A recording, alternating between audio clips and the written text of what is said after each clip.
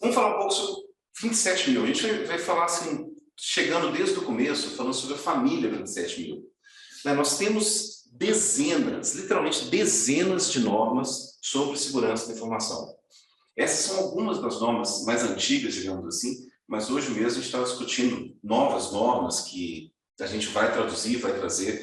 A área de segurança da informação é riquíssima em normas, riquíssima. Vocês vão ver algumas coisas, por exemplo, segurança cibernética, preservação de evidências digitais para forense, gestão de privacidade, que é 27701, que inclusive passou agora, né, que a ITIM já é até certificada em 27701, que é uma norma de privacidade, né, que ela traz todos os princípios para a gente poder atender a LGPD, GDPR.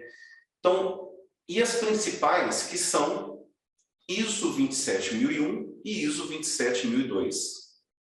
Nós temos uma alteração gigantesca na ISO 27002, mas a ISO 27001, ela não vai ter esse mesmo impacto, vocês vão entender por quê. A gente vai falar por quê.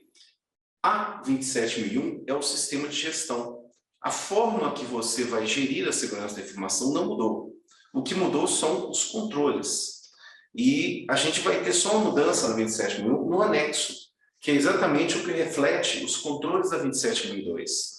Então, a gente vai ter até uma 27001 2022, mas basicamente ela vai ser uma atualização do anexo A, que são os controles da 27002, que mudaram com a norma agora. Antes, a qualquer momento, quando você quiser complementar alguma coisa. Então, como que a gente... Vamos começar a falar sobre controles, né? A definição de controles. De onde vêm os controles? Isso é muito importante falar, porque a gente tem que fazer o quê? Primeiro, identificar ativos que vamos proteger. Qual informação nós vamos proteger? A norma é de segurança da informação. Então, a gente vai proteger a informação. E, consequentemente, alguns ativos que contêm informação, como computadores, hard disks, fitas de backup, papel, qualquer coisa que contém informação. Então, a gente tem que identificar os ativos que nós vamos proteger. Posteriormente, as ameaças das quais a gente quer proteger. Qual que é a ameaça? Isso vazar essa informação, confidencialidade, perder essa informação, integridade, ou a pessoa precisar da informação e não conseguir acessar naquele momento, disponibilidade. Então, a gente tem que analisar, existem várias ameaças para cada um desses três itens, né? A gente tem que ver assim, qual é a ameaça? A ameaça é um incêndio que vai perder informação, ou algo assim, um ataque no qual a informação vai ficar disponível, vai vazar, já tem um vazamento de informações. E vulnerabilidades, analisar as vulnerabilidades que vão permitir que esse incidente indesejado aconteça. Então, isso é a base aí da definição, né? A gente entender o risco e definir os controles. Ou seja, os controles, nesse ponto que entra os controles, que são as contramedidas. Por que eu parei para falar de controles? Porque os controles estão na 27002. A 27002 define quais são os controles. A 27001 define como vai ser a gestão da segurança da informação, como que a gente vai atualizar esses controles, como que a gente vai manter a eficácia desses controles. Então, colocando aqui, como já a própria norma 27002 traz uma definição interessante de ativos, que eu coloquei para vocês, diferenciando em ativos primários, que é o quê? No final das contas, o que a gente está protegendo? A informação e os processos de negócio. Os processos de negócio dependem da informação. Então, o ativo primário, principal, né, a joia da coroa, são informação e processo de negócio. Mas como que a gente protege a informação se a informação não é uma coisa física? A gente protege aquilo que trata a informação. Hardware, software, rede, pessoas. A informação, ela pode estar em várias mídias. E a gente tem que, então, tratar, a gente tem que levar a segurança a essas mídias. Então, isso é chamado... Então, até nós somos ativos secundários de segurança da informação. Cada pessoa dentro de uma empresa é um ativo de suporte da segurança da informação. É um ativo, cada pessoa tem uma peça de informação em sua cabeça e cada pessoa é um ativo de suporte. Por isso, cada pessoa tem que ser tratada dentro de uma empresa, não só as tecnologias. Isso vai fazer com que a gente tenha, lá na frente, vocês vão ver como são as seções da ISO e como isso foi separado, como que reflete isso. O que a gente coloca? Controles. Então, pela própria definição, o controle é a medida que modifica ou mantém o risco. Como você vê nessa imagem, eu quero fazer o quê? Se vier um ataque, aqueles dominós ali caindo, eles simbolizam um ataque. Eu tenho que ter um controle que impeça que esse ataque derrube nossos processos de negócio, que são os dominós em pés, né? Que são chega nem a ser um dominó, mas são essas madeirinhas em pé. Então, os controles, eles modificam o risco, ou seja, diminui a probabilidade de algo acontecer. Assim como um ABS, um cinto de segurança, um airbag, ele diminui a probabilidade de alguma coisa acontecer. E quando eu falei até a questão assim, do airbag, eu posso diminuir a probabilidade ou diminuir o impacto, né? Normalmente o cinto de segurança, o airbag, diminui o impacto. E a gente pega um ABS, ele diminui até a probabilidade, ele atua no impacto da probabilidade. Pode ser que eu nem sofra acidente por causa do ABS, ou pode ser que o acidente seja muito menor, o impacto seja muito menor por causa de um sistema de ABS no carro, por exemplo. Esses são controles que impedem que a ameaça se realize, né? E agora, voltando para a 27001, ela não especifica os controles. O que a 27001 faz? Ela faz um sistema de gestão no qual a gente planeja quais são os controles a serem colocados, a gente implementa, a gente monitora e faz a manutenção, o ACT. Então, esse é o famoso PDCA, Plan, Do, Check, Act. Então, a gente, dentro da 27001, nós temos aí o ciclo de gestão. E na prática, o que é isso? Na prática é eu olhar e analisar o seguinte: esse controle, eu planejei, eu fiz análise de risco, eu quero esse controle para impedir que esse incidente ocorra. Esse controle continua ativo. Então, assim, quando acaba o ciclo, eu vou para um novo ponto ali, um novo planejamento, uma nova revisão do controle. Na prática, eu estou verificando o quê? Esse controle continua sendo eficiente, esse controle continua atendendo, ele continua trazendo o benefício esperado.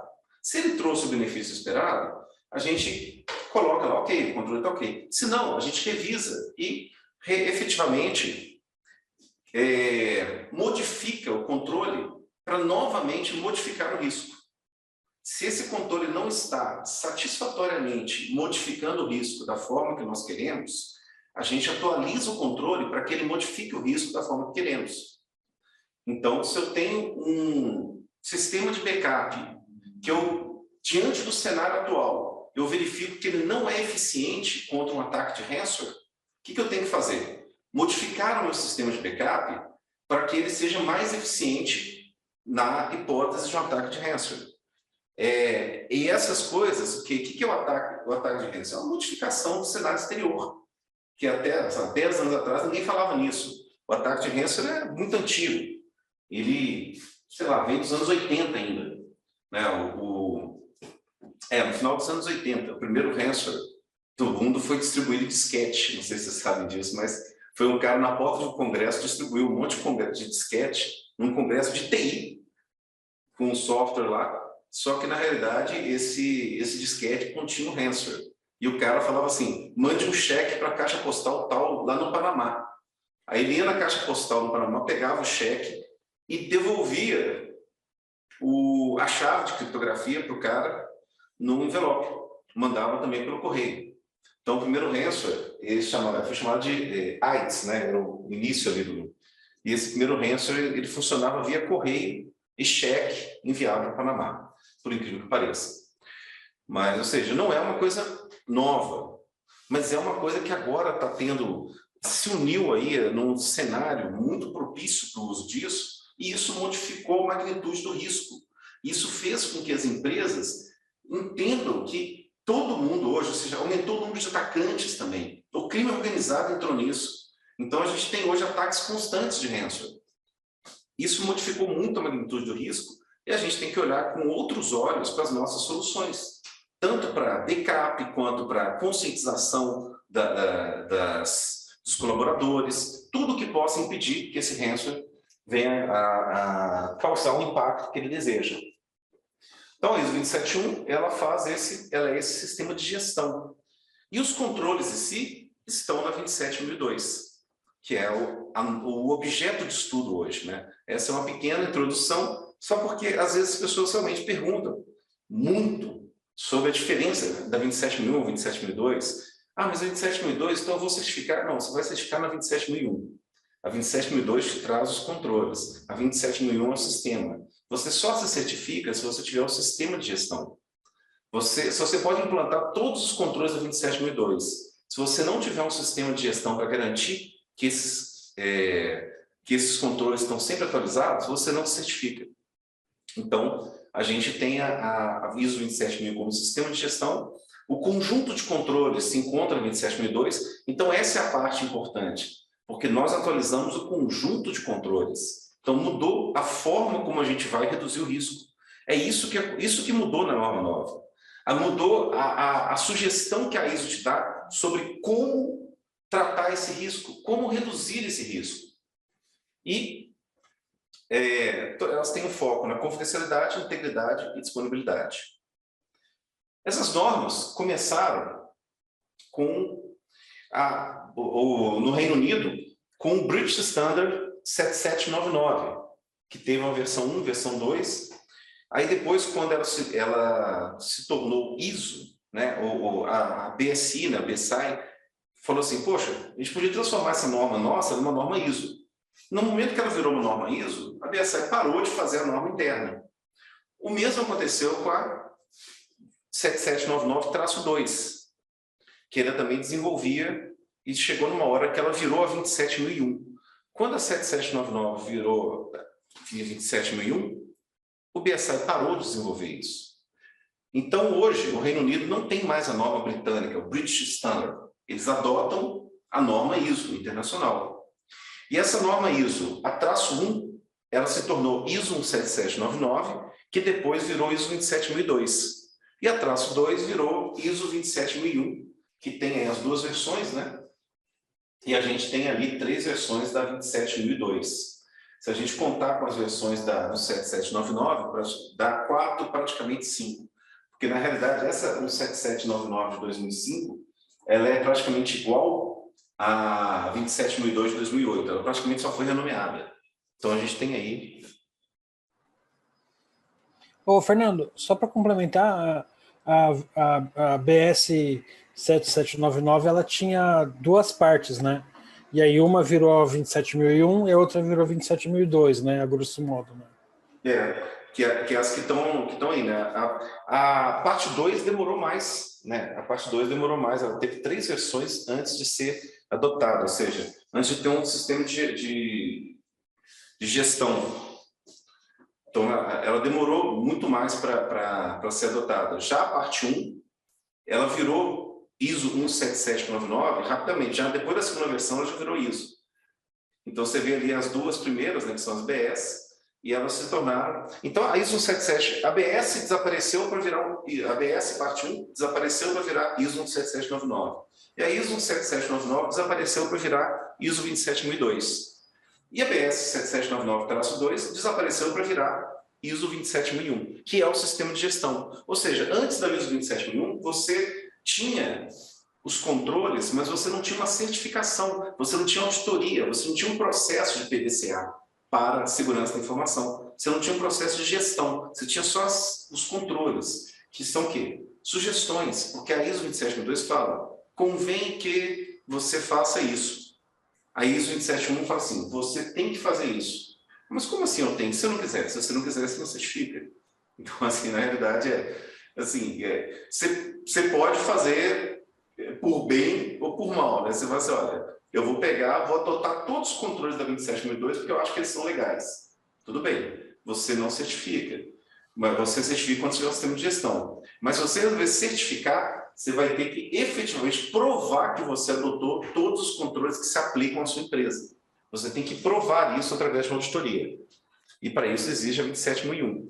Na verdade, o quê? A 27001 certifica a empresa no sistema de gestão e nos controles da 27002. Você não faz uma auditoria, você não faz uma certificação 27001 sem ter a 27002. Você não audita a 27001 sem olhar para a 27002, porque os controles, a descrição, está tudo na 27002. Bom, vamos pegar as cláusulas que nós tínhamos na 27002 de 2013, né, que a gente tem aí. Política de segurança da informação. Note que as cláusulas eram orientadas a temas. Organização da segurança da informação, segurança física do ambiente, criptografia, controle de acesso, gestão de ativos, segurança de recursos humanos, segurança de operações, segurança das comunicações, aquisição, desenvolvimento e manutenção de sistemas, relacionamento de cadeia de suprimentos, gestão de incidentes de segurança, aspectos de segurança da informação e conformidade. Se a gente continuasse atualizando dessa forma 27002, provavelmente a gente já tem 14 seções aí, em inglês é clauses, né? Mas a tradução ficou isso como seções, não como cláusulas. Nós temos 14 seções que são relacionadas a tópicos de segurança da informação. Se a gente continuasse criando, provavelmente a gente ia passar para 18, 20. Aí chegou a hora que o pessoal falou assim, não, vamos reinventar a norma, vamos analisar isso por outra ótica. Porque até assim, no meio de criptografia, você tinha controles que diziam respeito à tecnologia e a processos, dentro do domínio de criptografia. Então, dentro de todos esses domínios, você podia ter controles relacionados a pessoas, a processos, a tecnologia ou segurança física, dentro de qualquer um desses domínios. Então, as pessoas falam, vamos focar exatamente no domínio aí que essa coisa acontece, e aí essas 14 sessões viraram 4. Para mim, isso foi a melhor, assim, quem foi o iluminado que falou assim, vamos fazer dessa forma. Mas foi a melhor coisa que aconteceu com a norma ISO, foi separar em controles organizacionais, que é muito mais intuitivo, e é muito mais fácil de delegar até. Controles organizacionais, controles de pessoas, controles físicos e controles tecnológicos. Fica muito intuitivo dessa forma. Você entende que eu estou falando de uma norma, um procedimento escrito, que é assim, olha, cada vez que você for descartar um documento, você deve fazer, você deve primeiro verificar se existe alguma legislação que impeça, por exemplo. Então, é um procedimento. Tem um outro de pessoas, que diz respeito aí a você, até mesmo questões disciplinares, treinamento, conscientização, controles físicos, catracas, ar-condicionado no break, e controles tecnológicos, backup, criptografia, redes, telecomunicações, SSL. Então, a gente está... Não sei qual a sua opinião em relação a essa mudança, Luquez.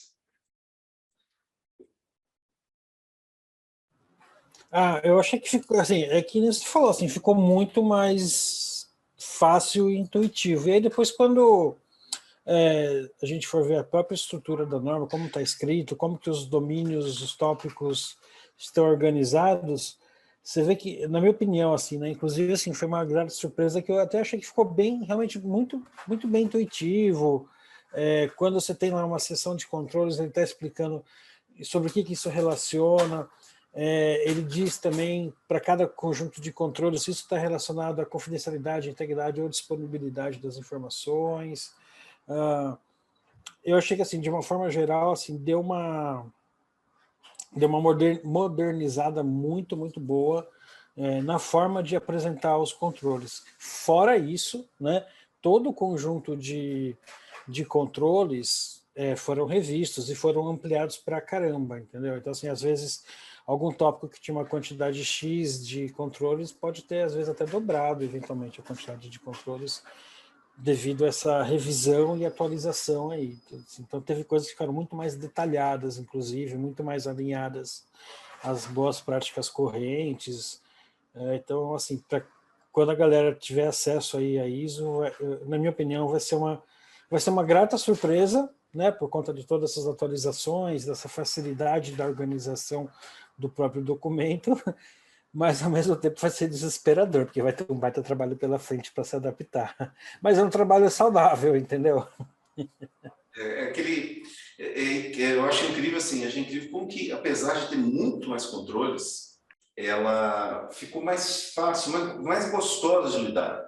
Ficou mais assim, menos eu gostei mais, assim, eu tenho mais prazer de ler a 27002 hoje do que a versão anterior, a 2013. Eu acho que ela, assim, a orientação, até mesmo para você dividir dentro das equipes, as coisas, como você falou, elas têm labels, né, que mostram bastante, ó, cara, isso aqui é com você, na própria norma está falando, isso aqui está nesse domínio, isso aqui é um controle operacional, vamos dividir, você pega isso aqui, acho que fica... Eu gostei muito dessa abordagem, mas realmente... agora, aquele negócio, né? Isso é uma coisa que você falou, se as pessoas... É uma grata surpresa, as pessoas vão assustar, mas no final das contas, a gente tem que lembrar de uma coisa sempre. A norma, o que vale não é o certificado na parede. Então, assim, se você quiser certificar pela 27001 antiga, você vai certificar mais facilmente. É até uma coisa que eu não sei até quando que tem as auditorias baseadas na 27001 antiga. Deve ser até o final desse ano, né? Então, você tem menos controles para tratar. Mas é isso que você quer? Você quer ter menos controles ou você quer ter mais segurança? Você quer certificar numa norma que está atualizada, moderna, que trata que trata realmente das ameaças de hoje. Você quer certificar numa norma que trata das ameaças de 10 anos atrás ou numa norma que trata das ameaças de hoje? Ou seja, qual das duas vai te trazer mais segurança para sua empresa? Obviamente, a nova. Então, esse aumento dos controles, isso é uma coisa que até vai aumentar o nosso serviço, mas a gente tem que ver como uma coisa boa, uma coisa excelente. Porque, no final das contas, a gente não pode procurar uma certificação, o uso de uma norma, a gente não pode procurar isso para ter um certificado. A gente tem que procurar para estar protegido. E do ponto de vista de estar protegido, esse aumento dos controles é só uma decorrência do aumento de ameaças, do aumento da forma como as ameaças realmente mudaram. É a decorrência da mudança que houve nas ameaças. Um exemplo aqui, ó, do que vem nessa norma nova, é bem interessante que ela trouxe algumas coisas de normas da família, por exemplo, de desastre, da 27035. A questão da violação da segurança da informação já vem nela, ela traz um glossário dela o que é. Evento de segurança, estou falando isso porque todo mundo está na vida de LGPD, né? E a coisa que eu mais vejo nos cursos de LGPD, o pessoal fala assim, mas peraí, isso aqui foi um evento, foi um incidente, como é que eu sei? Quando que eu tenho que notificar MPD? É só quando tem isso assim, quando que é um evento, quando que é um incidente, quando que eu notifico? Então a gente tem que... a ISO traz para a gente já uma visão. Quem fez aí os treinamentos aí de capacidade do EXIM, do EAPP, vocês veem assim, são visões diferentes até. A EAPP é uma visão multi-leis, a EXIM é uma visão focada no GDPR. Então a gente tem aí a gente precisa, né? É bom que a norma traga isso para a gente. E agora outras de privacidade outras definições que vêm de privacidade focadas no 29100. O que eu estou querendo dizer com isso? A norma, ela está atualizada e está alinhada com privacidade. Que ela trata como PII, ou informações de identificação pessoal, Personal Identification Information.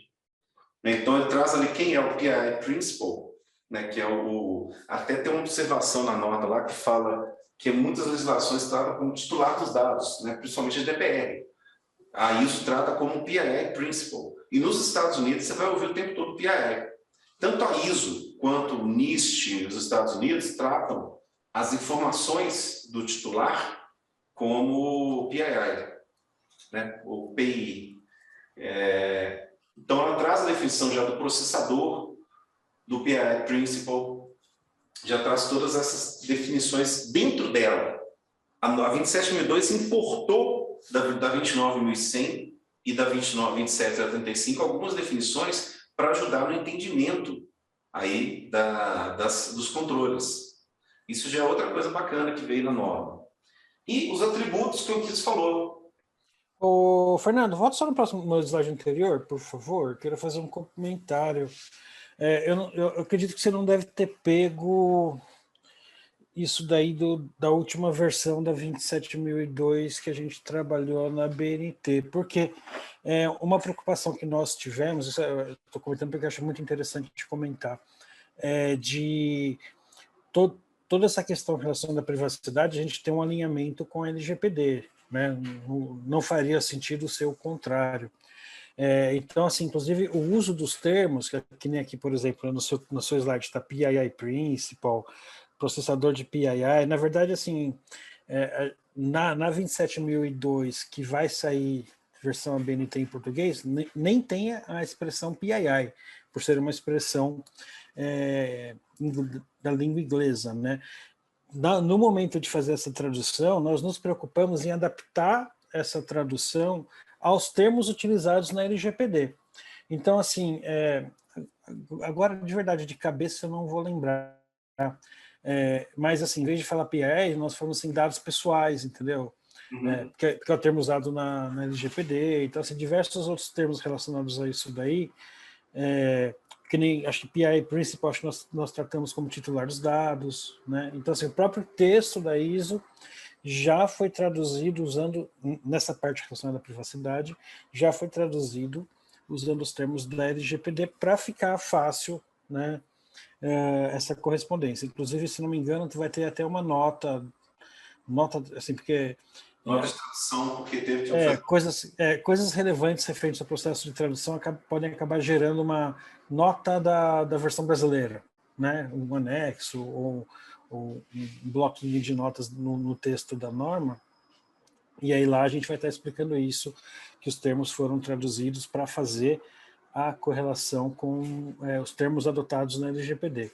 E essa preocupação, na verdade, nós não tivemos não apenas na 27002, mas também todas as outras normas ISO que nós traduzimos aqui na BNT relacionadas à privacidade. Todas elas teve aí um depara para ficar aderente, inclusive, aos termos usados na LGPD. Tem a 27017, se não me engano, né? Tem o 27701, que a gente fez a Isso, 27701, exato. Então, todas elas tiveram esse trabalho. E na 27002, 27001 e 27002, novas, teve essa preocupação também. Foi interessante, assim, eu não poderia trazer os termos que a BNT traduziu, porque é um documento ainda não publicado, né? É um documento que a gente não poderia trazer para apresentação, assim, para colocar ali eu não tinha autorização para colocar ali o texto que a BNT traduziu, com essa adaptação, né? Então, eu peguei da última ISO, que realmente, a ISO já está publicada, então já é um documento publicado, já posso pegar o texto dela, né? Agora, aquele documento que está lá dentro, no qual a gente transforma isso em dados pessoais, né? Por isso até que eu peguei eu fiz só uma tradução da ISO que está lá fora. Mas, realmente, o que o Cris falou é, inclusive, um princípio, né, que o pessoal chama lá não está ficando na cabeça aqui agora. Que é um princípio, quando a norma sai, a norma ISO, a partir do final draft, assim, nenhum país pode modificar o texto, a não ser em caso, vice-versa, né? Vice-versa principle, né, que eles chamam. Então, assim, você tem que ter uma equivalência da norma em todos os países. Mas, nesses casos de lei, por exemplo, a gente pode fazer uma alteração, usar o termo corrente. Uma adaptação, né? Melhor. Adaptação, né, na verdade, e usar o termo corrente do país, né? Inclusive, isso traz até uma Não nota. Isso também não muda, não muda em nada também o significado, mas eu achei interessante até deixar o PI, que você vê assim, a própria norma mundial, ela já traz algumas observações tipo essa do titular de dados, né, o PI Principle. É porque é muito... Num ambiente ISO assim, internacional, né, você vê mesmo que mesmo dentro da GDPR, a GDPR chama de Data Subject. E a ISO optou por não chamar o PII Principle de Data Subject. Então, só finalizando, a gente vê assim que é interessante, eu deixei isso aí de propósito, né, até para a gente conhecer, né, para citar isso, e esse é exatamente o que você falou, Luiz. Obrigado por trazer isso nesse momento, né, que realmente aqui no Brasil a gente pegou o que vem da LGPD, né, a norma é brasileira, a lei é brasileira, então vamos tratar como isso, mas realmente na Europa, você vê a norma, na Europa o pessoal resolveu seguir um termo mais genérico, PII Principle, né, não um termo das próprias leis de privacidade, mas existe toda, lendo os controles da 27002, a gente vê muita coisa preocupada com privacidade, né? Então, assim, a gente vê que tem muito controle preocupado já e falando de privacidade. E agora, esses são os atributos que o Keith falou, que a gente tem aqui. Eu peguei o anexo A, que é como se utiliza os atributos. Gente, primeira coisa do atributo é o seguinte, você quer achar todos os controles que são preventivos. Deve ter um hashtag, né? Você coloca lá hashtag preventivo e vai dando o find. Você acha um por um todos os controles que são preventivos. Olha que bonito, né? Então, assim, Eu amei isso, velho. Eu me senti super teenager, assim, super adolescente quando eu vi isso. Eu falei, cara, que moderno. Dá até pra botar no TikTok essas coisas, assim. Brincadeira da parte, eu achei muito legal essa sacada. Eu mandei para... Eu ia fazer uma palestra no Developers Conference, eu coloquei o título assim, segurança não é cringe. Exatamente por causa disso. O que é coisa mais cringe que segurança, né? Então, assim, não, nós estamos moderninhos, nós estamos com hashtag. Eu acho que hashtag é um negócio de moderninho, né? De 10 anos atrás. 10 anos. Então, a gente tem aí a hashtag preventivo, detetivo, corretivo, que é um atributo, né? Vamos começar pelo tipo de controle. Desculpa. Nós temos 5 tipos de atributos. O primeiro atributo é o tipo de controle. Ele vai fazer o quê? Ele vai prevenir, ele vai detectar ou ele vai corrigir? Né, que você tem que imaginar o seguinte, prevenir, eu não quero que o acidente aconteça. Detectar, eu quero saber quando está acontecendo. Corretivo, eu quero corrigir aquele acidente que aconteceu. Existem outras fases aí e tal, mas esses 3 são básicos. Né? Tem outras literaturas que trazem outros tipos de outras visões, mas esses 3 aí são os 3 básicos. Para eu saber o que eu estou fazendo. Poxa, um backup. O backup ele vai ser que tipo? Ele vai ser preventivo, ele vai ser corretivo, ele com certeza não é detetivo. Porque um backup não detecta um ataque, não detecta uma coisa. Então, eu tenho como a gente tinha o IDS, né? O IDS ele detectava, o IPS prevenia, inclusive o próprio nome, né? Detection Prevention. Então, a gente tem que analisar que os controles eles vão cair em uma ou mais categorias dessa. Eu separei alguns controles para a gente ver isso. Outra propriedade de segurança, ou seja, é um atributo que pode ser usado para entender as propriedades de cada controle, por exemplo, se um controle contribui para preservar toda a confidencialidade ou informação, ou contribui para apenas uma delas. Então, a gente tem lá confidencialidade, integridade e disponibilidade, basicão, desde a primeira BS, esse trio aí, né? Famoso trio, confidencialidade. Então, para que serve esse controle? Backup. Backup serve para confidencialidade? Não. Na realidade, ele é uma cópia a mais. Quanto mais backup você tiver, maior o risco de confidencialidade, menor o risco de integridade. Quanto mais cópia você tem de um determinada informação, maior o risco para confidencialidade, certo? Conceitos de cyber. Aqui a gente tem um link com a norma 27110, que parece muito com o NIST Cybersecurity, né? Quem conhece um excelente framework do NIST, ao contrário das normas ISO, as normas do NIST, você pode entrar no site do NIST, fazer o download, você não precisa dar nem seu e-mail, você só chega lá e baixa. Então, tem o NIST Cybersecurity, é sensacional.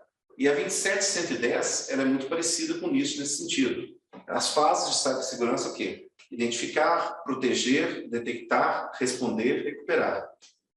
Certo? Então, a gente tem essas fases aí.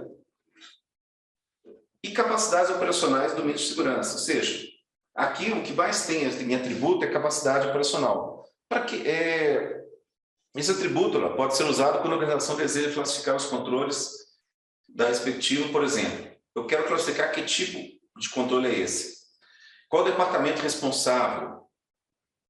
Né? Como governança, gestão de ativos, proteção de informações, segurança de recursos humanos, segurança física. Imagina uma empresa com esses departamentos. Então, os controles são pré-classificados. Isso resolve um problema que vocês não acreditam. Que é aquele negócio, o cara fala assim, não, isso não é comigo, isso é com outro cara. Você fala, cara, está na norma aqui. Quando você começa um projeto de certificação, que você tem que distribuir os controles e falar com todo mundo, faça. Você tem que coordenar aquele projeto e cobrar que as pessoas façam, entreguem sua parte. É muito fácil, é comum de acontecer, de alguém tentar fugir assim, não, isso não é comigo, isso não é comigo, isso não é comigo, isso não é comigo. Eu já vi um caso de um cliente que começou um projeto de LGPD e ficou TI empurrando para jurídico empurrando para TI, não sei o que e tal. No final das contas, quem pegou o projeto foi o RH. Quem está tocando o projeto de LGPD na empresa é o RH, porque a empresa, praticamente, quem tem dados pessoais é só o RH, porque a empresa é uma fábrica, uma coisa assim. Então assim, ninguém quer mais serviço, né? E no projeto, aqui não, aí já vem definido. O controle fala, cara, esse controle já veio com o seu nome aqui. Nele está falando, é gestão de ativos. Já está com seu DNA aqui. Não tem como você falar que não é seu. Tá bom. E os domínios de segurança. Qual são os domínios? Governança e ecossistema, proteção, defesa e resiliência. Né? Quando você quer classificar a sua perspectiva de domínio de conhecimento, produtos de segurança, etc. Vamos ver isso aqui aplicado. Nós temos aí, agora, uma visão dos 5 atributos, né? Que é o tipo de controle, propriedade, conceitos de segurança cibernética, capacidade, domínios. E todos os atributos possíveis para cada um desses tipos, né? Todas as possibilidades, né? Para cada um desses atributos. Todos os valores, né? Então, tipo de controle, preventivo, deletivo, corretivo. Então, esse slide ele sintetiza todos os tipos que a gente pode ter para esses 5 atributos. Porém, isso é uma sugestão da ISO. E a ISO ainda fala o seguinte, você pode criar seus próprios atributos. Vamos supor que a sua capacidade operacional não tem nada a ver com a estrutura da sua empresa. Você pode não usar esses atributos e usar outros. Ela dá um espaço para você criar, que ela coloca assim, são atributos que a gente classificou para facilitar seu trabalho. Você quer usar, quer, não quer, não quer. Então, assim, está facilitando o seu trabalho. Mas você pode também criar outros, fazer novos atributos. E os domínios de segurança que estão ali também. Agora vamos entrar na prática mesmo, na norma. Eu separei alguns controles da norma para que a gente veja como que isso é na prática. Ali, a gente tem... mas como é que é esse negócio? Como é que está separado dentro da norma? O que é organizacional? O que é... É simples. Você não tem mais seção 18, igual tinha lá em 2013. Você tem lá a seção 5. Seção 5 também era 5, né? Só que agora ela é controles organizacionais. Aí você começa, 5.1. Então, dentro dos controles organizacionais, você tem lá diversos controles. Um deles é o 5.1, que são as políticas. Primeira coisa, sem política, seu controle não existe. Mas eu tenho backup, olha ali o backup. Mas cadê a política de backup? Não tem a política. Se o auditor chegar para auditar a sua empresa e falar assim, não, olha aqui, eu tenho backup. tenho evidência do backup, te mostro o backup, te mostro o log do backup. Foi tudo bem, cadê a política? Não tem política. Então, não tem política, não tem backup. Não tem controle implantado. Porque sem a política, aquilo ali foi feito ad hoc. O cara fez porque ia ter auditoria. Você não tem uma obrigação de fazer sempre. Você não tem um ciclo que garante. Você não tem uma política que fala que o cara acorda, que o cara é demitido, entra um outro, e está escrito para ele assim, toda sexta-feira você tem que trocar a fita para fazer um backup full. Fita, hein? Fita DAT, né? Impossível, a gente estava falando disso hoje. Porque isso tem uma norma lá que ele pegou, que parabéns. Porque a gente estava falando exatamente disso na reunião, sobre as mídias de armazenamento. Então, assim, aquele controle só existe efetivamente quando você tem uma política que documenta aquele controle. Para o auditor, se você faz backup, mas você não tem uma política escrita de backup, você não tem backup. Do ponto de vista de auditoria, do ponto de vista de conformidade com a norma.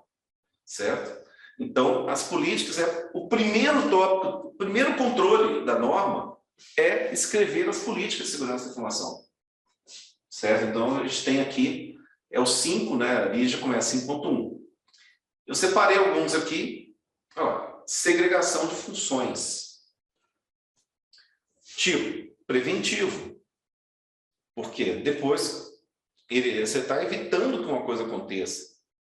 Você não está detectando, você separou para evitar que aconteça.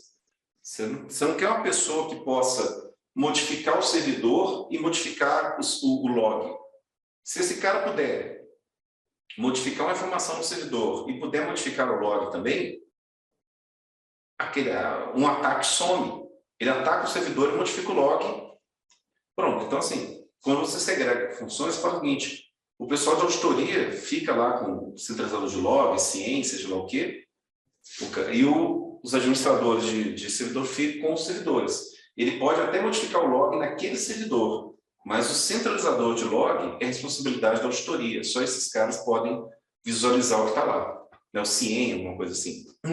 Isso é um exemplo de segregação de função. Um exemplo. Apesar de que não tem muito sentido você entrar no CIEM e apagar um log, né? Um bom nem deixaria isso. Então, o controle é um controle organizacional, como nós vimos aqui. Né? A gente voltar aqui, a gente vê que a gente está em organizacional. O quê? Não é tecnologia que você implementa. Não é uma questão de lidar com a pessoa. Não é uma questão também física. É simplesmente você fala, não se pode dar permissões conflitantes para indivíduos. Os caras não podem ter permissões, tem que segregar as funções para que ele não consiga fazer algum tipo de ação que cause algum dano aos sistemas da corporação. Então, isso tudo vem documentado ali como controle. Então, informações relacionadas a ameaças. Aliás, convém que deveres conflitantes de atos de responsabilidade sejam segregados. Pronto. Essa é a descrição do controle. Vem o nome do controle, segregação. Atributos do controle, que são essa caixinha que está aí. E o controle em si, o propósito dele, reduzir o risco de fraude, erro e desvio de controle de segurança da informação. E orientação. A segregação de funções em área de responsabilidade visa separar as funções conflitantes e tal. Então, e depois ele vem, na orientação, ele vem especificando o que se deve fazer. Aí você sabe, ele não é exatamente assim, um passo a passo, tipo, clica aqui e faz ali, não. Né? O pessoal do YouTube vai ficar decepcionado com isso, porque ele vai ter que pensar em como implementar o controle. Né? Ultimamente, a gente vive numa época de solução de problemas via fórum. Né? Se aparece uma mensagem de erro, você joga no Google, entra no fórum, faz alguma coisa, e tem um cara lá que já passou por aquilo e te dá a resposta, você vai lá e implementa. Grande percentual não que isso seja ruim, isso é bom, isso é ótimo, te economiza tempo. Assim, mas muita gente está perdendo a capacidade de pensar no problema e achar a solução baseado no conhecimento da resposta. Então, aqui na ISO, você tem que pensar no problema, ver o guidance e entender qual solução vai atender aquilo, certo? Você não tem um passo a passo, falando assim, ó, pega pela mãozinha e fala assim, ó, você vai escrever um documento assim, ó, guia, né, igual o pessoal comprando. Ah, vamos comprar guia. 1.200 páginas de modelo de política de privacidade. 10.000 páginas de modelo de política de segurança. Isso não vai te levar a lugar nenhum, gente. Não adianta. Ctrl+C, Ctrl+V não funciona, não. Não para te dar segurança. Pode te dar um documento. Você vai lá, consegue escrever, deixa o documento lá e mostra para sua mãe, para sua tia, para o auditor. Mas aquilo ali não funciona para nada. Para você ter uma segurança efetiva, você tem que efetivamente entender o requisito e descrever a solução. Criar a solução e implementar a solução. Você pode usar uma coisa já criada? Pode. Se aquilo ali couber, se aquele sapato for seu número, né? Se aquilo ali couber na sua empresa da mesma forma da outra empresa que fez isso, tudo bem. Mas a vida não é fácil assim. Só pegar modelos de... né, 1.001 modelos de política, você vai lá, dá Ctrl+C, Ctrl+V, manda substituir tudo. Fala assim, substituir onde está a empresa X por minha empresa. Isso não existe. Isso existe só para realmente você gastar dinheiro e não ter resultado. Porque você vai gastar dinheiro com segurança, é inevitável. Mas se você vai investir em segurança, pelo menos invista para ter resultado. Não invista em segurança com a possibilidade de perder depois, de ter um incidente. Uma outra, olha que interessante, inteligência de ameaças. Eu fui pegando as que eu achei mais interessante. Essa aqui está recheada, né, Kiss?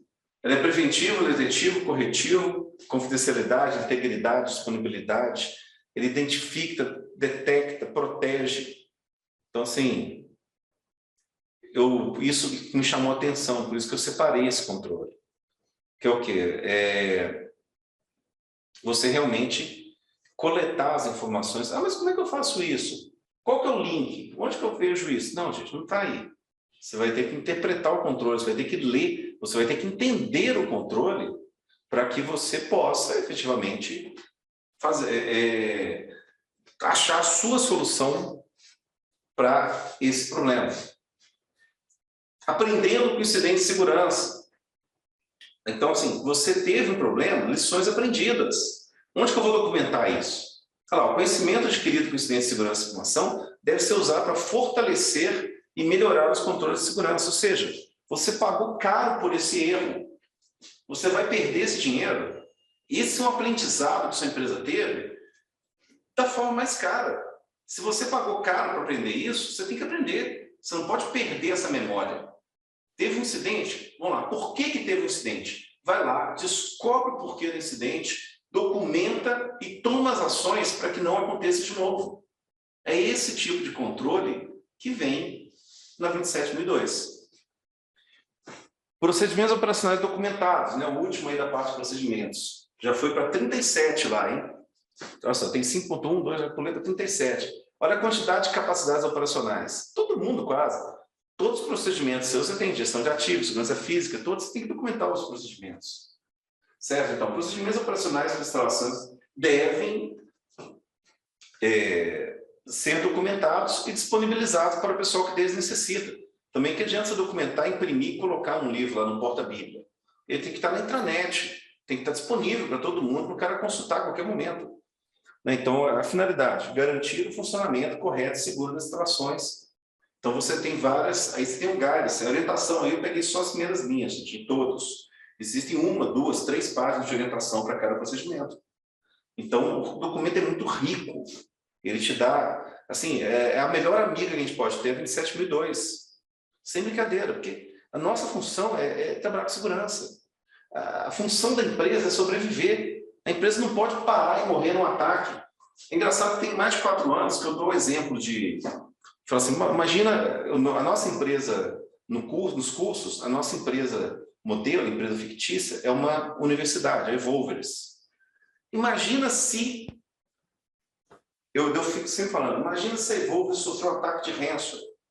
Você tem lá 10.000 alunos que você perdeu todo o histórico escolar, histórico de pagamento. Como é que você vai fazer para o cara que está lá estudando há 3, 4 anos, que está na hora de pegar o diploma dele, como é que você vai falar para ele que você perdeu o histórico dele? E é engraçado que assim, já é a segunda ou terceira faculdade que eu vejo que sofre ataque de ransomware. Vocês acompanharam aí, né? Agora imagina, e se você não recupera disso? Você simplesmente se acaba com a empresa. Você acaba com, não só com a empresa, você acaba com o futuro de 10, 20, 30. Teve um que tinha 40 mil alunos e ficou 3 dias fora do ar. Você mata a empresa. É a pior coisa que pode acontecer com sua empresa, né? Esse tipo de acidente é catastrófico. Então, o que acontece? Quando a gente tem um incidente, a gente tem que documentar para garantir que a gente vai reter o valor desse aprendizado. Tá? A gente vai aprender com esse erro. A gente não vai simplesmente consertar e seguir em frente. A gente vai aprender com esse erro. Então, esses são os procedimentos operacionais. Algum comentário, Cris?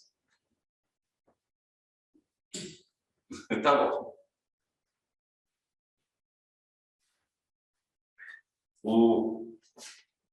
Eu vou te colocar para falar em libras. Fiquei com preguiça de ter que desativar o mudo. Eu sei como é que é. Até pegar o mouse, colocar o mouse no lugar, clicar, né? Você faz o... Não, eu falei, não. Mas tudo bem. Sei exatamente como é que é. Não, pior é quando você está na reunião, você está fazendo um negócio, a pessoa, Fernando, aí você tem que ir lá achar a tela, cadê o negócio, cadê o botãozinho do mute, cadê você achar o negócio? Fernando, você está aí? E sei lá, passeando, dando alt-tab, tentando achar um negócio para você tirar o mute, né? Mas vamos lá. Isso que é pior. E aí, assim, até aproveitando que você botou nessa parte de controle de pessoas, assim, eu acho que assim, é interessante até destacar, para quem não está acostumado eventualmente com a ISO, né, assim, não são só controles técnicos, né, assim, tipo, né, às vezes, assim, tem recomendações, por exemplo, sobre processo de contratação, de fazer screening, né, de fazer análise dos candidatos, né,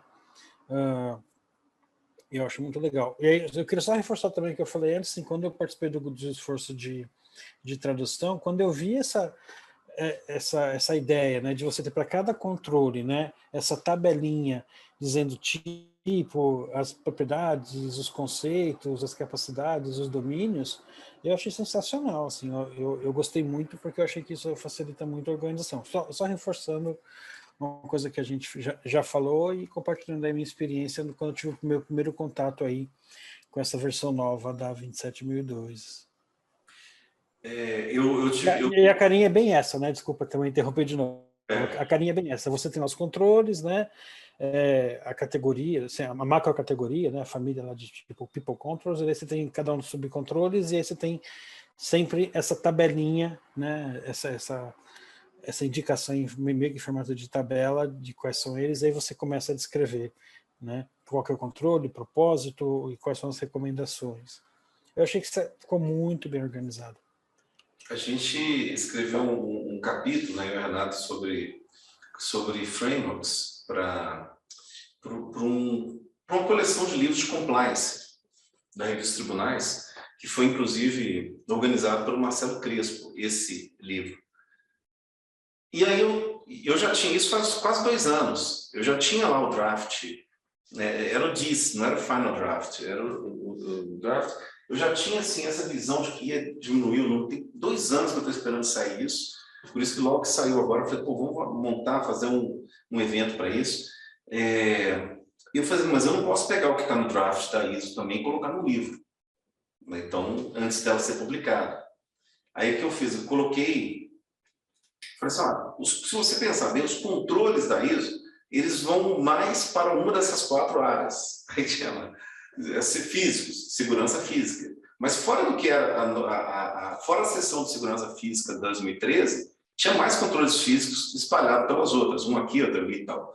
A organização, então, já tem 2 anos que eu estou esperando sair isso. E essa questão também, quando eu vi, é outra coisa que eu falei, pô, sensacional, uma norma. Por isso, né, que a gente chamou todo mundo com a promessa de falar assim, cara, é uma norma completamente nova, é outro bicho, né? Como diz o americano, né? Different animal. E ela realmente, para mim, assim, a norma ficou um different animal.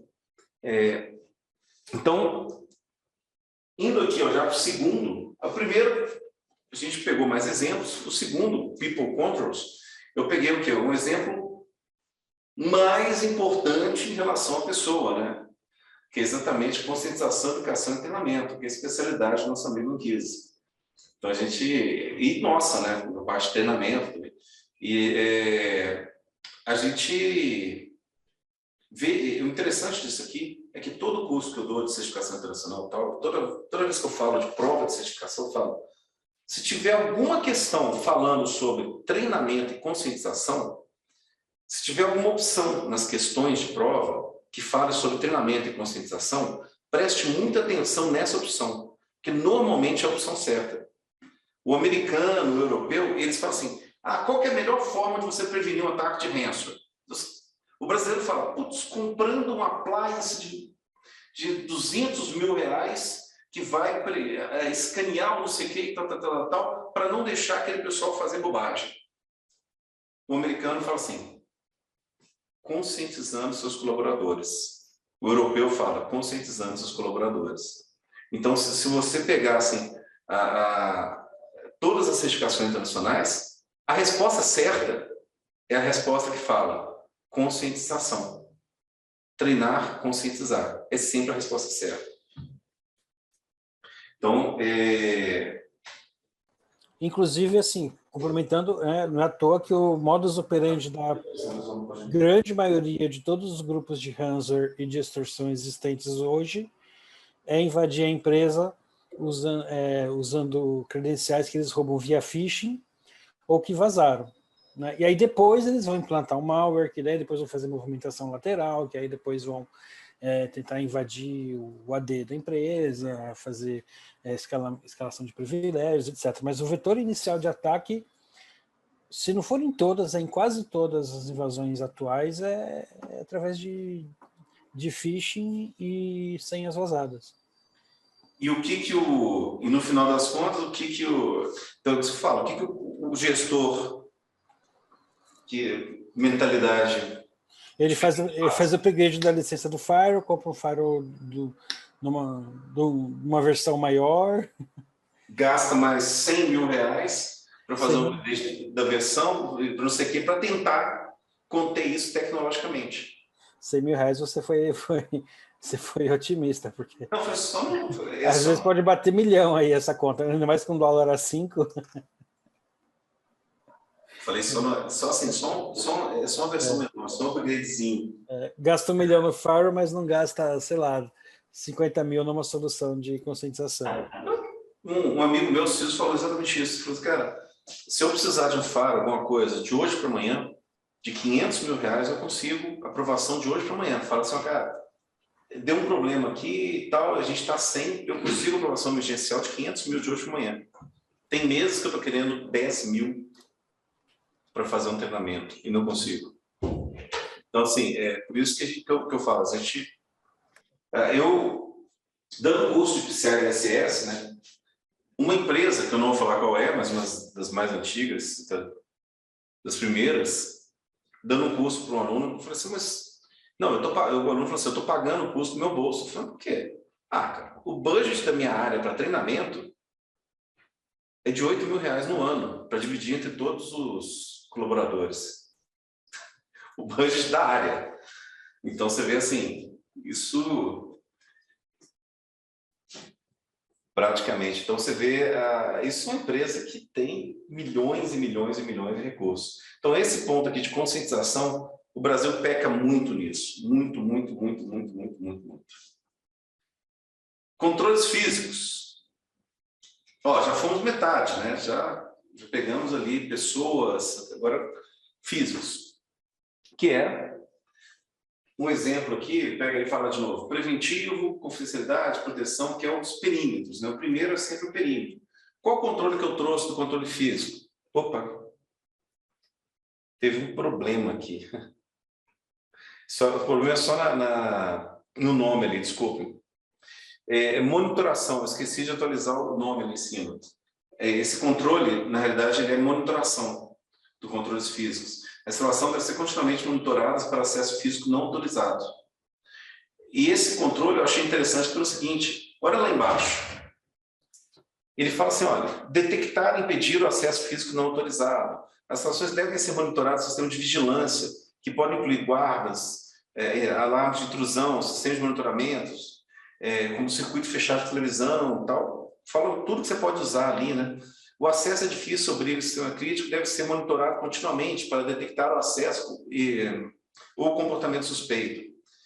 E, por último, ele fala, qualquer mecanismo de monitoramento e gravação deve ser usado levando em consideração as leis e regulamentações locais, incluindo proteção de dados e legislação de proteção de PII, especialmente em relação ao monitoramento de pessoas, período de retenção de vídeo gravado.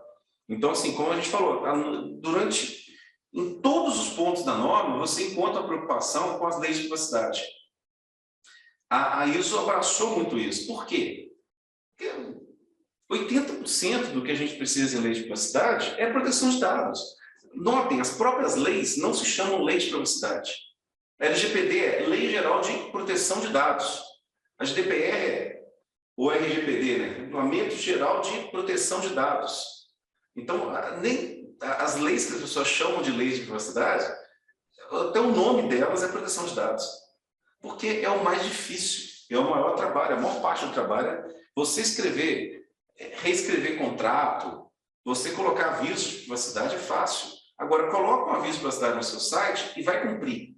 Cumpre tudo que você prometeu ali. Cumpre que ali você promete, você fala que seus funcionários são treinados, você fala que você tem controle de segurança da informação, entra em qualquer aviso de privacidade agora hoje, você vai achar todas essas informações lá. Só que cumpra. Na hora que você vai cumprir, você vai ver que você percorreu, que o esforço que você fez até agora para adequar todos os contratos, mapear os fluxos, fazer aquele negócio, é 1/4 do esforço que você tem que fazer para colocar a sua segurança da informação em dia a ponto que você cumpra o que você prometeu ali. Mas a 27002 está totalmente preocupada com isso, em dar suporte à privacidade e proteção de dados. Por último, controles tecnológicos. Diversos controles tecnológicos. Então, a gente tem aqui nos controles tecnológicos toda essa parte que o mais engraçado é o seguinte, todo mundo fala em segurança da informação, o pessoal confunde com segurança de TI, né? Acha que é criptografia, backup, firewall. Tem segurança da informação? Tem antivírus, tem firewall. A gente gastou 1 milhão lá para comprar um negócio. E nossa segurança está ótima. A gente gastou 1 milhão para atualizar o firewall, isso aqui. Então, os controles tecnológicos, na realidade, são os últimos. Um exemplo de controle tecnológico, pulei lá para o 8.11. Mascaramento de dados. As pessoas, como que eu vou mascarar um dado? Eu tenho algumas formas. Muitas são estudadas dentro de privacidade e proteção de dados, por exemplo, pseudonimização e anonimização. Esses são muito estudados. Certo? Então, inclusive, né, a própria... inclusive, o pessoal falava pseudo-anonimização, né? Tem um grupo que inventou a pseudo-anonimização, né? A própria norma coloca para a gente pseudonimização, ou seja, um pseudônimo para aquilo. Então, a gente ali fala e te dá as diretrizes, te explica o que é e te dá algumas ideias de como fazer esse funcionamento. Desde criptografia até pseudonimização, anonimização, está tudo aí. Então, o que a gente precisa para atender a privacidade está na 27002, porque a maior parte do trabalho que a LGPD, a GDPR vai te dar, estão relacionados à proteção de dados. E a proteção de dados está na 27002. O que está na 27701 é a parte de privacidade, é a parte de coleta, a parte de aviso de privacidade, a parte de contratos. Isso está na 27701. Essa parte, ou seja, é aquela parte da privacidade que não tem nada a ver com proteção de dados. Por isso que a 27701 nem é uma norma autônoma. Ela é um complemento da 27001. Você tem que certificar a 27001 para ter a 27701.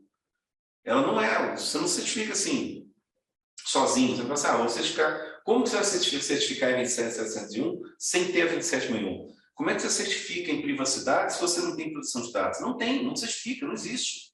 Você não faz Não existe privacidade sem proteção de dados. Então, as normas, essa norma de proteção de dados, ela vem com vários controles focados para a privacidade, inclusive mascaramento de dados. E só para finalizar, a gente mostrou o anexo A já, que é o anexo que fala o que é cada um desses caras aqui, né? Preventivo, cada um dos atributos. O anexo A explica para que servem os atributos. E o anexo B, ele traz uma correspondência do controle da 27002 com a 27002 antiga. Que, na realidade, a gente colocou lá 2 pontos 2022, né? Mas daqui para frente a gente tem que se referir a essa norma simplesmente como 27002, que ela é a norma corrente. A 2022 ela vai ser a norma corrente. A gente tem as antigas, né? Que são a 2013, 2005, essas são as antigas. A 2008, desculpa, 2005 é um 7799. Então, assim, essas são passadas. A gente tem que colocar um identificador nela, 2013, 2008, 2005. Mas a atualidade, a norma corrente é a 27002. Tanto que nessa tabela você vê aí ISO 27002 e ISO 27002 2013. Ele só se referencia à data da antiga. A atual ele referencia como atual, simplesmente. E ele faz um de para dos controles. Certo? Pessoal, antes da gente terminar, tem algumas perguntas aqui que estão colocando. O Anquiles está vendo as perguntas aí também no fórum, a Renata está vendo algumas perguntas. Vocês querem selecionar algumas perguntas para a gente? O pessoal está querendo saber quando que deve entrar no Google. Nós, na reunião de hoje, isso não é confidencial, né? Já foi aprovado que ela vá para a consulta nacional. Então, em breve, vocês terão, a BNT vai publicar, e a gente pode avisar todo mundo que permitiu receber comunicação nossa, a gente pode avisar quando sair, porque quando a norma sai em consulta nacional, você tem um mês que você pode acessar e você pode ler a norma toda, falar assim, ó, isso aqui eu acho que está errado, tem que corrigir aqui. Então ela fica 30 dias disponível de graça. Antigamente você podia baixar um PDF. Hoje você entra no sistema da BNT e consulta online por 30 dias. Então ela muito em breve vai entrar em consulta nacional. Depois das consultas nacional passam os 30 dias e a gente está prevendo um evento para junho. Acho que no final a gente jogou junho, mais ou menos, de lançamento da versão nacional da norma. A internacional já está disponível. Tá? A versão 27002 em inglês já está disponível. Você pode comprar em algum lugar, mas a versão nacional, né, ela vai entrar em consulta, ela foi aprovada hoje para ir para consulta nacional. Assim, ela recebeu todas as correções da tradução, todas foram aprovadas, né, e passou. Pode falar, Kiss?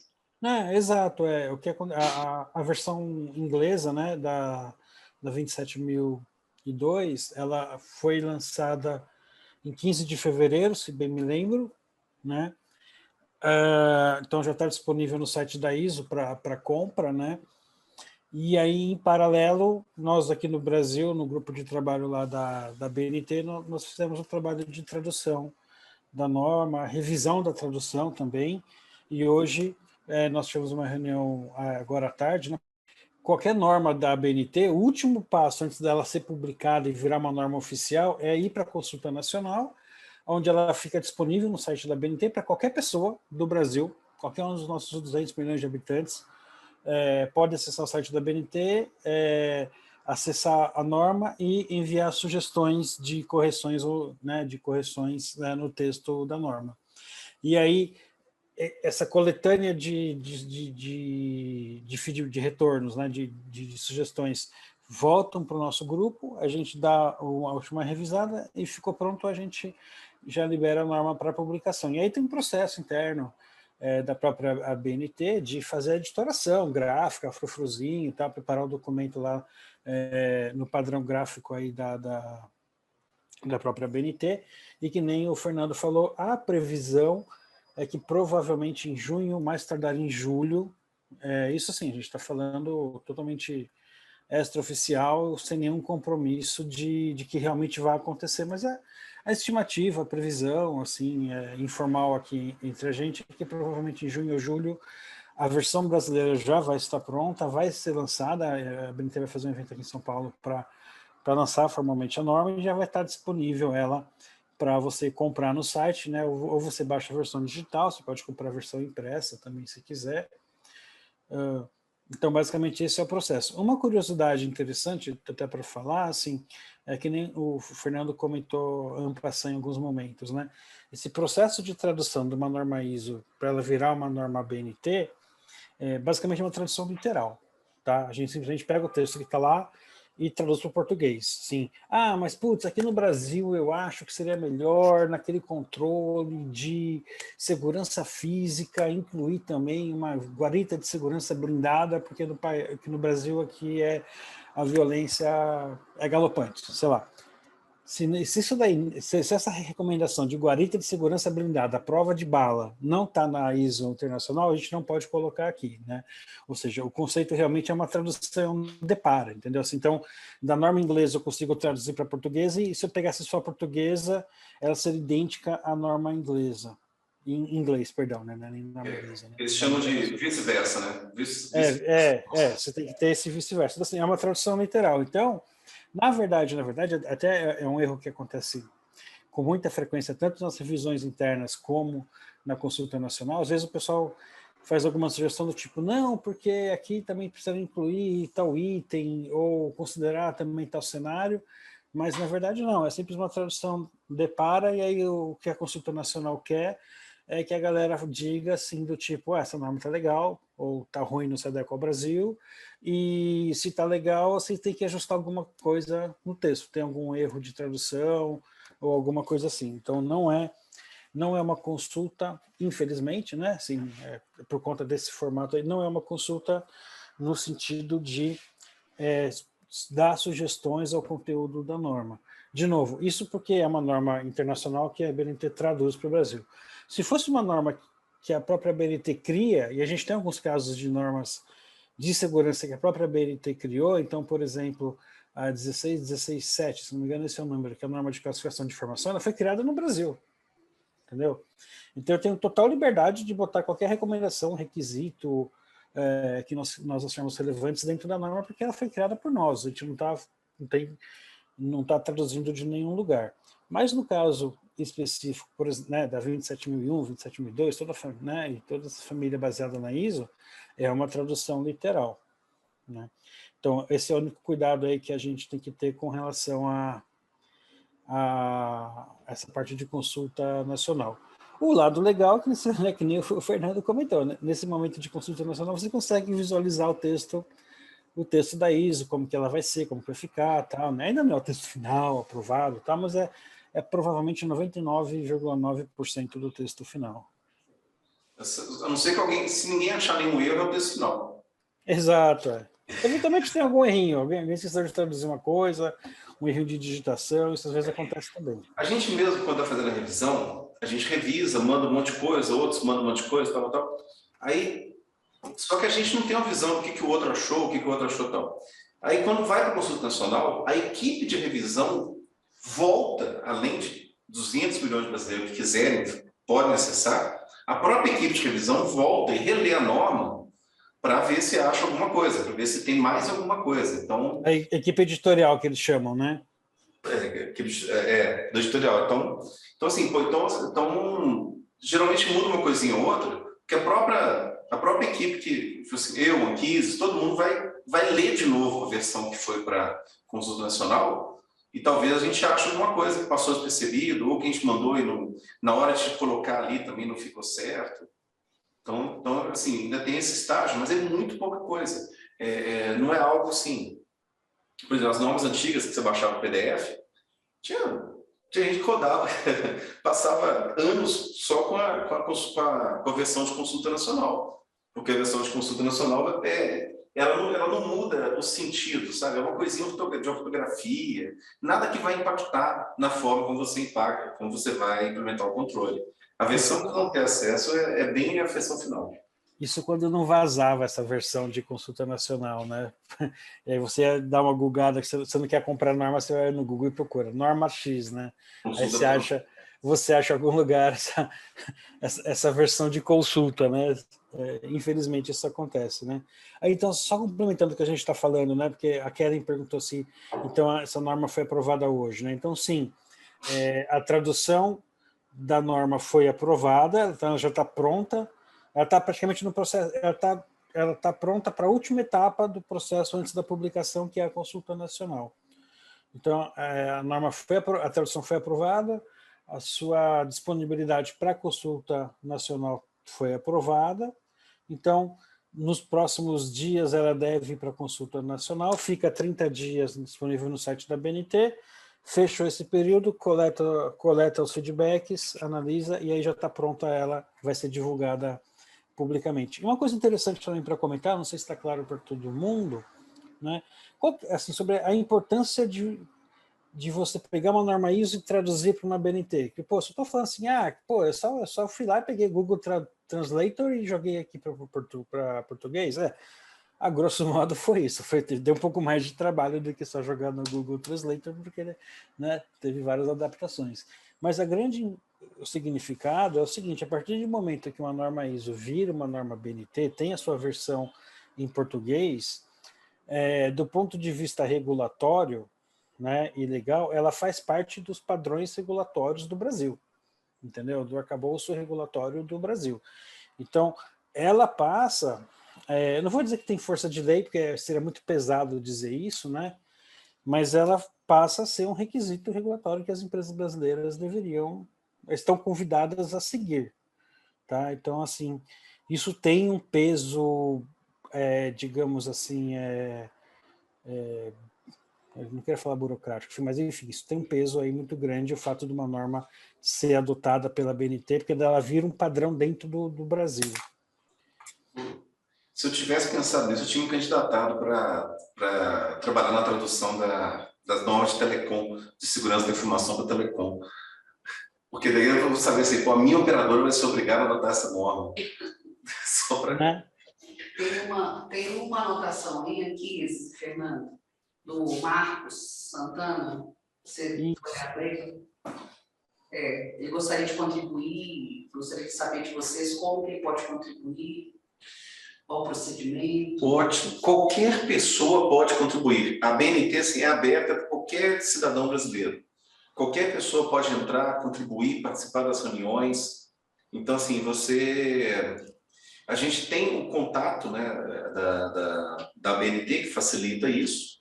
Você pode mandar uma mensagem para mim ou para o Kiss, via LinkedIn ou via e-mail, né, Fernando Alvantibello, que a gente coloca em contato. O Kiss... Isso. Se quiser passar por aí, pelo chat, já um contato, alguma coisa, que não seja... Assim... Uma coisa não, né?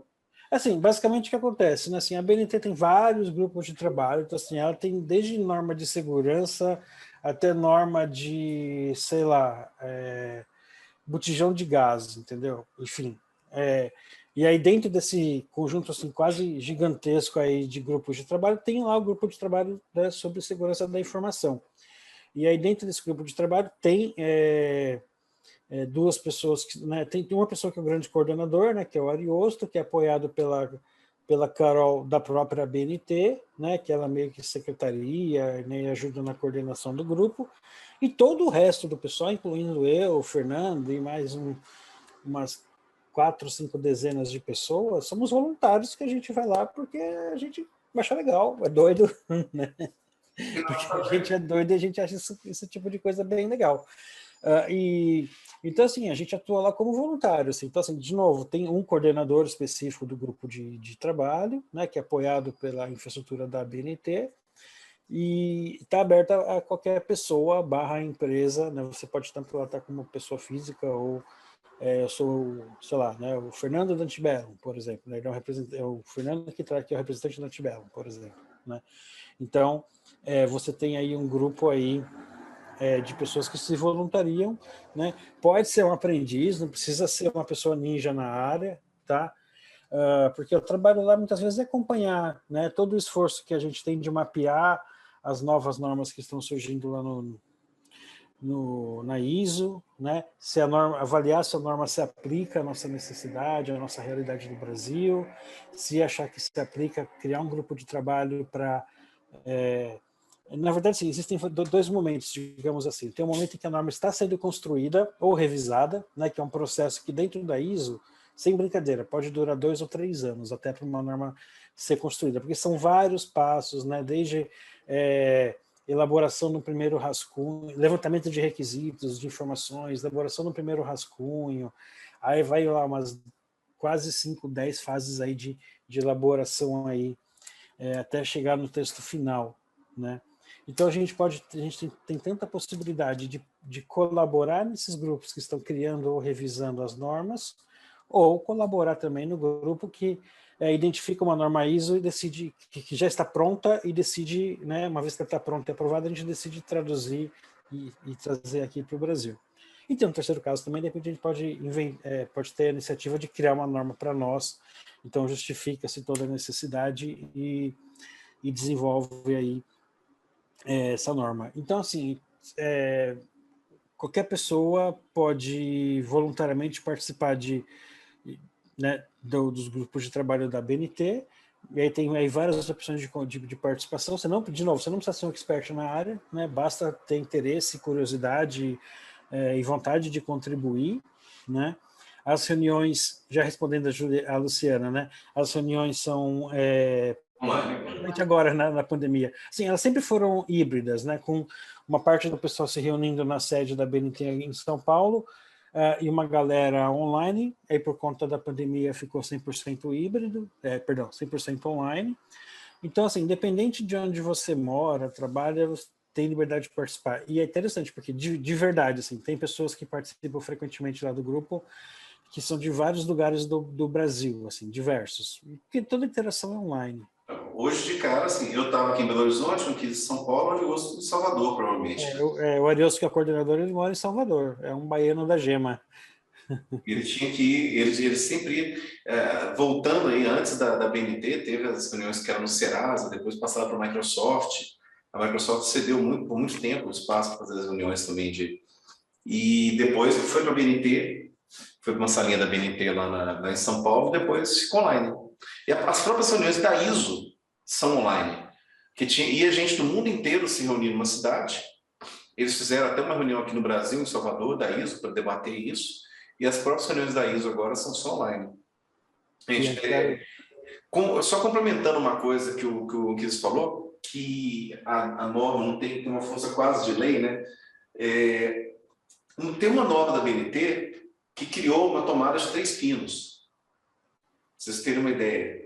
E o que acontece? Ninguém pode vender uma tomada que não seja de 3 pinos hoje.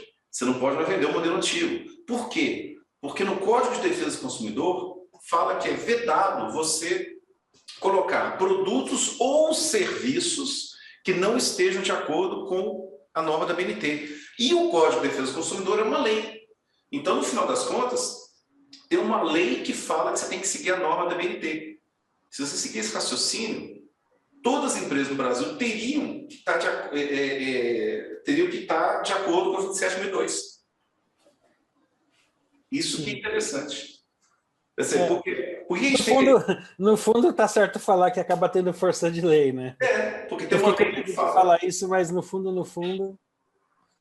O mais engraçado é o seguinte, por que a gente tem que usar tomadas essa tomada nova de 3 pinos e o cara que fornece serviço não tem que seguir a lei de segurança da informação, né?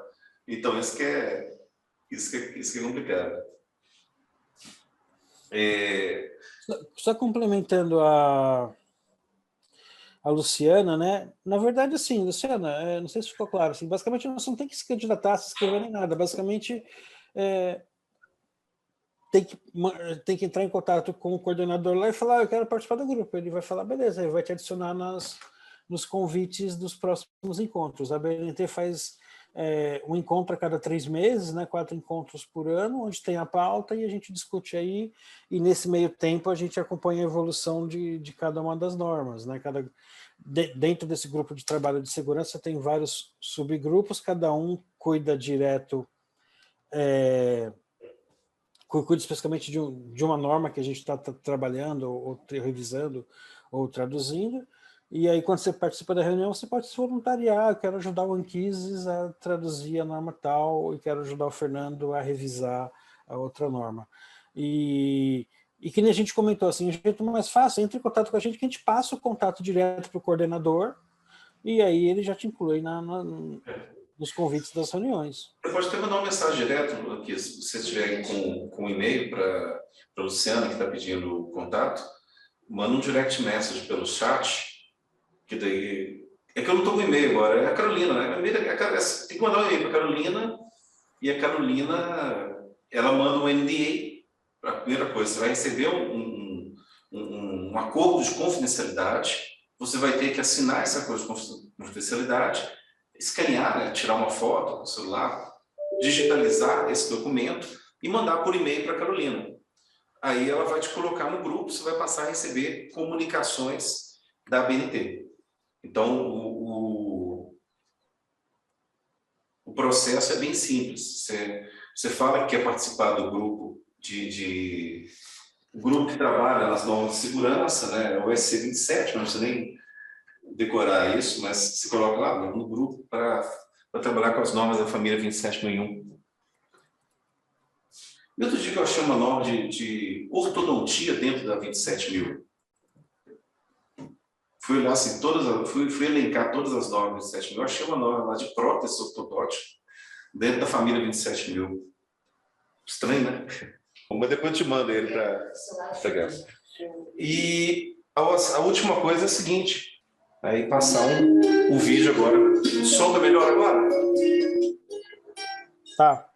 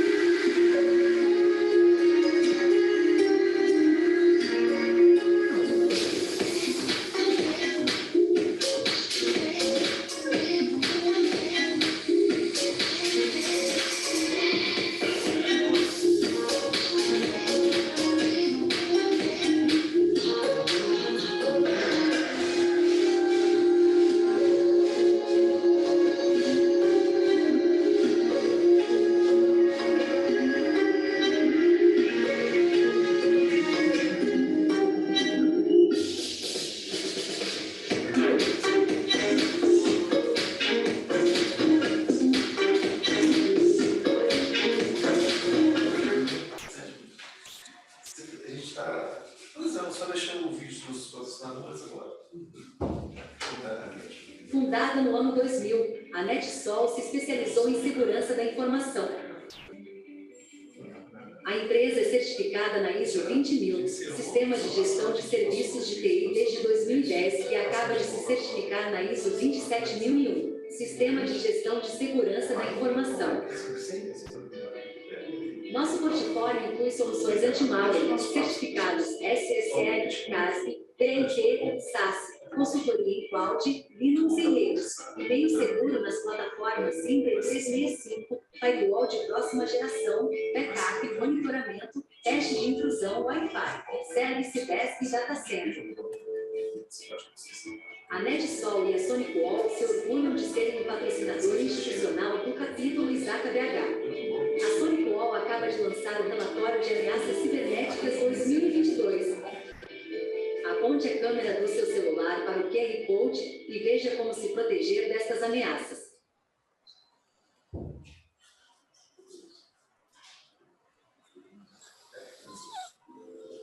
Mais de 1 milhão de ativos protegidos com nossas soluções de cibersegurança. Mais de 1 petabyte de dados protegidos com nossas soluções de data management. Mais de 100 projetos entregues todos os anos.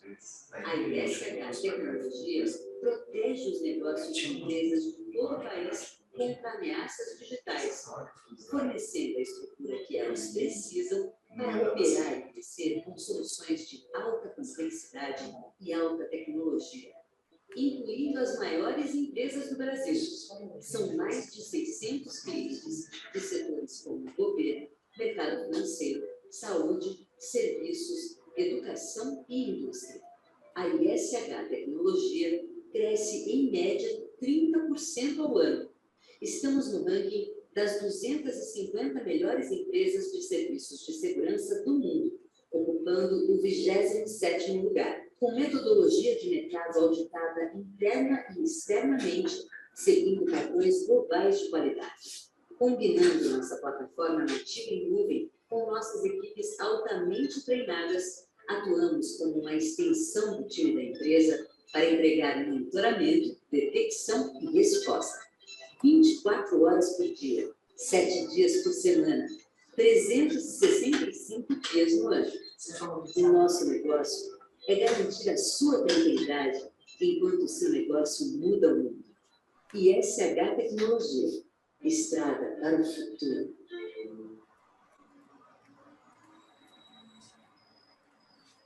Bom, pessoal, então obrigado, Aitin, Netsol, Tripla, Shield, ISH.